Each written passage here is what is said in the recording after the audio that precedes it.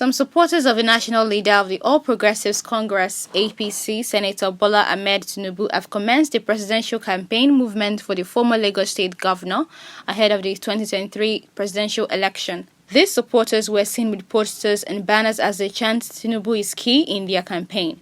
See video next.